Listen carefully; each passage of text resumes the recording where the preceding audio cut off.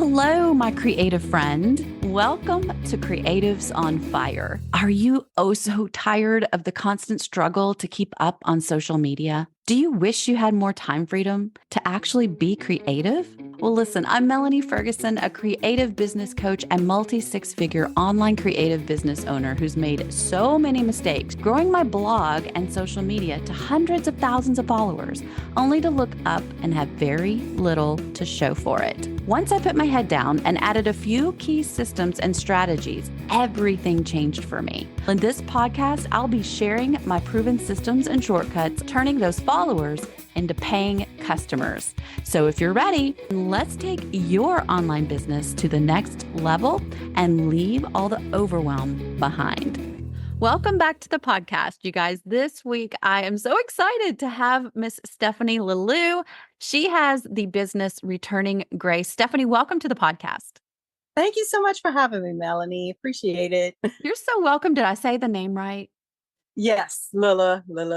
Good. Lala. I love it. Okay, that's even fancier. Lala. French, Louisiana. You can tell exactly where I'm from. That's exactly right. Okay, I'm so excited for us to dive in today to everything with your business. So let's start out and just tell us a little bit about your journey, like when you started blogging and kind of how that's evolved. So I started an Instagram account really just to promote my online business, handmade items, and then that just kind of evolved organically over time into like a social media account, and then that evolved into blogging. And so things just kind of happened, organically, and then the social media just kind of took on a life of its own. And so then kind of here I am. So always interested in blogging and really loved that avenue. And so just trying to incorporate that more over the last like year and a half, 2 years. Perfect. And so with your business that it's evolved, I know that you also do e-commerce. Tell us a little bit about that. Yeah, so we have an Etsy shop and a website where we sell handmade pillow covers, tea towels, table linens, just some different seasonal items. We make Christmas stockings by hand, different things like that that are all personalized. So it's things, that you can't necessarily find in big box stores. So we make all the pillow covers by hand, still my husband Skip and I, and really just try to add that personal touch to those items. I love it. And they're beautiful items. Thank you so much. Here's They one. are. Here. I'm just kidding. Right. And here's the link. No. So basically, I want to talk a little bit about, I know that you're an ambassador currently for a big magazine. I want to talk Yeah. about how that evolved. Like, how did they find you? Did they reach out to you? Did you apply? What does your work look like with them, and what has it done for you? Okay. So I am, like you said, the brand ambassador of 2024 for American Farmhouse Style Magazine with Engage Media Publishing. So it's the sister magazine to Cottages and Bungalows. So I had been a longtime subscriber of both of those magazines. I love, I guess old school. I just love holding a publication in my hand. There's just something about, having a magazine and getting some true happy mail. That's my happy mail. I don't like getting bills. Magazines are so much better. So always been a subscriber, and they began their brand ambassador program for both of those magazines. I think every magazine has like a little version of that, but in a couple of years, I would say about 5 or 6 years ago. And so I followed along really closely with the first brand ambassador. Really loved everything that they did and everything about the program, and really kind of set it as a goal. And then every year, just kind of chickened out. They have an annual contest that you can enter. It's usually in the fall, like around late August, September. And so the contest always has like some different requirements and tweaks, but generally it's coming up with a unique DIY, and then you write the article, and then they choose like the top 10 and then put that to like a public vote, to where, the public chooses, the subscribers choose the brand ambassador for the next year. And so I always chickened out. And then last year I decided, okay, this is it. I'm just going to do it. I have every year I say I'm going to, and I never do. So I did. And it ended up being Wonderful. It was so much fun. It was, a little hectic and stressful, obviously, because you want to put your best foot forward and all of that and trying to think of a project and all these things and making sure the article was good and all of that. But it's been so much fun. So as the brand ambassador now, I get to submit weekly postings. So it's weekly projects for their social media. So I have weekly content for that. And then also, I was able to write an article for each magazine, each issue of the magazine throughout 2024. So I'll have 6 articles in the magazine. So that's been really fun too, to kind of see behind the scenes of how, magazines work and what they're looking for and different things like that. So it's just been really a dream come true. I've always been, like I said, a book nerd, the little girl flipping through magazines, tearing out pages, and now just to be in one's really surreal. It's been an honor, and I'm just so blessed and still blown away all the time that it even happened. Well, I know it's exciting. And I want to even just back up to the exciting part where your first stab at this contest, you won. Yes. Well, they have all the magazines usually have little contests, like mini contests all throughout the year. So if anybody's interested in just kind of dabbling in that, that's a great way to do that. And so in 2021, we had just moved into our home that was only like about a quarter of the way finished. It's still in renovation. We're still sharing all those projects, but there was a Christmas tree contest, and the editor for American Farmhouse Style reached out and said, "I really love your Christmas tree. We'd love for you to enter the contest." So I was nervous, blown away. I was like, okay, I'm going to do it. So I entered and I lost. I think my tree came out, almost dead last, but it was so much fun. And it really taught me a lot. I learned a lot. And I think I grew a lot through not even winning the contest. It was like, okay, it's okay. It's fine. Nobody, it's nothing major. Nobody died. It's fine. It's okay. And it was so much fun. And I got to correspond with the editor, and establish a relationship. And so at that point she said, "I'm sorry that you didn't win, but we really still like the views we see of your home. Maybe we can do like a little mini shoot if you could submit some photos." And so I did. And then we did some back and forth with my photos at the time, the editing. I'm not a professional photographer. And so the editing just wasn't where it needed to be for them to be able to publish it. So I took a year and really learned a lot about photography and editing and grew in that aspect of the whole, picture of social media posting and blogging and everything else.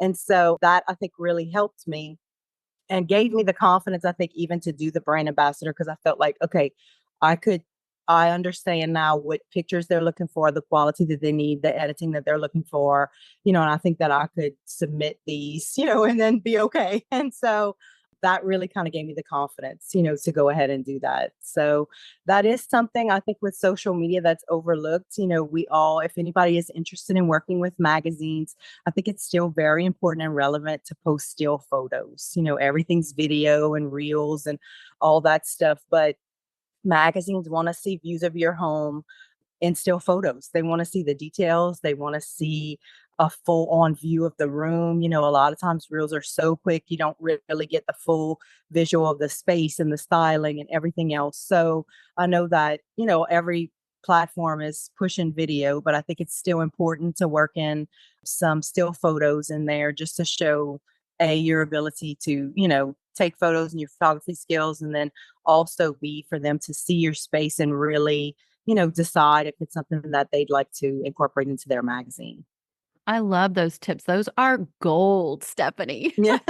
Awesome. Okay. Who did you study? What courses did you take for the photography that got you so good that you ended up in a magazine? I actually did a real estate photography course at first and a natural lighting course, and then kind of blended those two together. But I honestly found a local Facebook photography group, and the instructor for the group came to my home and helped me with photos and settings in my home. So she came the first time I had to shoot for the magazine. I was so nervous. I was like, oh my gosh, these pictures have to be, I really want them to be great. And so she came, we shot, and then we edited them. And she was like, okay, let's tweak this maybe a little bit, and gave me like some really good tips about camera settings and different things like that. And that helped me so much, someone in my home to tell me exactly like what settings would be beneficial, and different tricks and different things like that for interior photography. So that really, I would encourage everyone. Online courses are fantastic for a base, but then you just can't replace that one-on-one sometimes when you have questions in real time. Like you have a question that you don't want to submit via email, you really want to submit, and ask the question. That really was fantastic. And I still send her like the pictures from the last article. And so we still keep in touch. And she's like a cheerleader now. She's always engaging on my page, and she's the sweetest. So it's really fun, to establish that relationship with somebody that I can ask a question to. I love that. And so did you just look up in Facebook photography groups in I the city or something? I did. I did. I put in a city that's bigger than mine. I put like Lafayette Photography Group, and it pulled up. And I think that there are like nationwide programs, because this is like a nationwide, business that she kind of works for. And then I just contacted her individually, because I didn't want to go to a group session. I wanted to just meet with her. And then she ended up meeting with me individually. And so I just paid her for her time. And it was so well worth it. Awesome. So let me understand. They You were discovered on social, not your blog. Yes, that's correct. Which platform? Instagram. And about Yes. how many followers did you have, or do you feel like that even matters? I don't feel like it matters. I think at the time I maybe had like 25 or 30,000 followers, but I had been shared, even as a much smaller account, I've been shared, when you tag. I think it's still important, old school, antics to still if you want a magazine to see something, or a brand or anyone, to still tag them in those posts. And I know a lot of people say, I keep tagging them and nothing's happening, but it doesn't mean that it's not being seen. If I think it's important too to pick, one or two of your favorite magazines that's really relevant to your niche, instead of tagging, 50 magazines, all at one time. And also to make sure that you follow the magazine, and also that you engage on their social media. Magazines are just like everyone else and every other brand. They want to support people who support them. They want to feel like they want to feature someone who's really interested in what they're publishing, and really excited about their publication as well. Not someone, who just wants to, I think, just get in a magazine, just for the sake of doing it. So I think they really want genuine interest in them, because then that'll just be a genuine, article for them to post. So let's get to the nitty gritty. What all has this done for your business? Have you seen any positive come from this? Absolutely. I think just major connections, just with other people. I think there's just so much. I've learned so much about behind the scenes and working with magazines, and, like I said, editing, photography, and also, like, I think it transfers over to brands as well, how to really feature their product or their message, or, to make them the focus, instead of like, here's my amazing house and then here's this product. They really want to see that you can embrace and really embody their spirit and their message and everything that they're trying to promote as well. So I've learned a lot about that. I've learned a lot about how they work so much farther in advance, seasonally. Like they've already done all their Christmas publications, photo shoots and all that way far in advance. So anybody who's hoping to work with a brand or to pitch an idea, it's really important to think far ahead. If you want to do like summer projects or any ideas, now would be the time to submit that for next year. Even, my articles, I've already turned in my August and September article that was due at the beginning of May. My fall article is due in July, and my Christmas article is due in August, so you really are out of season. And so you kind of have to always think of different things out of season if you're not working in the season proactively for the next year. So that's something to think about. And then also, if you want to pitch an idea to any magazine, all of the editor's emails are listed in the magazine on the front cover in the letter to the editor. So they'll have their actual emails and you can, pitch it to them. I spent some time at Haven with HGTV magazine and they had some really great tips. I went to their talk just about using the projects that they're really looking for are things that are using like common items in an unconventional way for their particular magazine. They want things with bold color. They want, different incorporating just different seasonal items, but also just, everybody wants evergreen, or just general content as well. So even though, I was talking about staying ahead of the seasons, it doesn't have to be seasonal content, but it's just something that they'll need to incorporate for in advance. They did suggest if you have a really good idea to pitch it to them first, because they always want things that have not been seen anywhere else. So a lot of times they don't necessarily want things that have been on your blog if you are a blogger. Some magazines are okay with it, but other ones really want very original content. Other ones don't even, necessarily want you to post it on your blog even after. So that's just things to think about. If you are a blogger, and you have some ideas, maybe if you want to pitch it to a magazine, you would want to kind of hold back on that just a little bit and wait and make sure that it's not, accepted by them before you go ahead and post it on your blog. So that's some things to think about. And then usually they all email back, within worked with Country Sampler Farmhouse Style as well. And they're all really good about emailing back, getting back to you really quickly, letting you know if the things have been, ideas have been accepted or not. And then they usually have deadlines for you to meet. But I love it. So basically, I have a couple of quick, just technical questions. When sure. you are fulfilling this ambassadorship and you're creating this Mhm. content for the magazine to use, Mhm. what kind of credits do you get? Are you able to link in that article, like back to your blog or to an affiliate post or anything like that?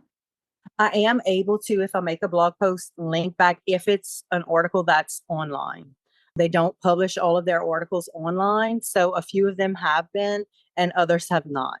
But I can do like a blog post with links for sources that are used in the article, but not necessarily the full DIY that's, reserved for, their content. So So that being said, are you able, when it is online and you are able to put a link in, to make it more of an opt-in so that you can get those email subscribers, or have you seen an influx of subscribers from your exposure? I have seen an influx of subscribers, and I think a lot of times it's, working in conjunction with the magazine. So they post on Fridays. And so then I always try to piggyback on that. And they are amazing at letting me at the end of it's a story video that I do and then a static post on their feed, but they let me put my Instagram handle and also my website. So that way I can direct people there. And they always let me do a little, tagline at the end, like, for more tips and sources, head to my website. And so that has, driven some increased traffic there as well. So that's been such a great blessing. I'm so grateful that they let me do It's so that. awesome. And so that's the Fridays that you've actually published something in their space. Yes. So it's every Friday, Farmhouse Friday with Stephanie. They give me basically just complete creative control. They don't really, monitor anything that I do. They like for it to be seasonal and, you know, just some things that are relevant, obviously, to the audience. But at this point, after you go through the contest and they've been following your content and they know, that everything's going to be acceptable for their audience and things like that. So And so a little lost. So you are doing big content pieces about 6 times a year, but then you're doing every single Friday a small piece of content? that's correct. That's correct. Yes. So a lot of times they are also very gracious in letting me use if I have a DIY in the article that I'm able to use that on my Friday content and just kind of show like, the magazine interactive, like magazine live, kind of basically. And so that way I can share the projects that I've shared in the magazine with, little teasers, like not maybe all the full details, but, just enough to where, people are interested and engaged and then hopefully head to the magazine, to finish reading and get all the details. I love it. And so on these weekly pieces of content, that is purely social media, not on your blog. It is. That's correct. It's purely social media. They share it on their stories and then they do a static post on Facebook and Instagram. So it's created and posted on your account first, and then they share it. It's posted on theirs and Okay. then I share it on mine. That's correct. Okay. So it's their content. And then I usually do a reel just sort of relating to it, but not exactly the same video footage or pictures. So that way it's still related, but not exactly the same. And so that content you create for them is unbranded to you, or they tag you in it? They do tag me in it. Yes. Okay. Perfect. That is Yes. so awesome. I It is. love It is. that. That is so It is. fun and how inspiring. So what advice would you give to someone who's just thinking and considering a specific magazine that they want to get this kind of a connection with? I would say, like I said before, make sure that you post static photos. Also, engage. And really, if it's a magazine that you're interested in, you're probably already doing that, but just engage with them. And like I said, if you have a project, don't be afraid to reach out either via social, through DMs or emails. Those are great ways to get in touch with the magazine. And they're all of the people that I have been involved with have been so gracious and so supportive. And it's been just such a positive experience. I think at first you think, oh gosh, I don't want to reach out to a magazine, but there are people behind, all these accounts and they've all been so amazing and so gracious and willing to help and just so, so wonderful. It's been such a great experience. Awesome. This has been just like drinking from a fire hydrant, Stephanie. Like learning all this stuff from you. You're so amazing. Where can we find you online?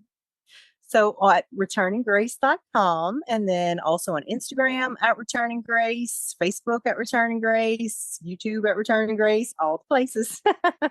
And your shop is on returninggrace.com. It is. It's on returninggrace.com. Love it. And we'll put all that in the show notes. So I appreciate your time, Stephanie. You are so welcome. I appreciate you. Awesome. Thank you.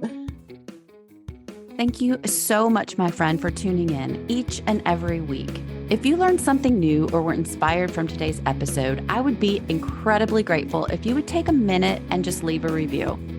Bonus points if you share this episode by screenshotting it and tagging me on social at Creatives on Fire Podcast. I'll share you in my stories when you do.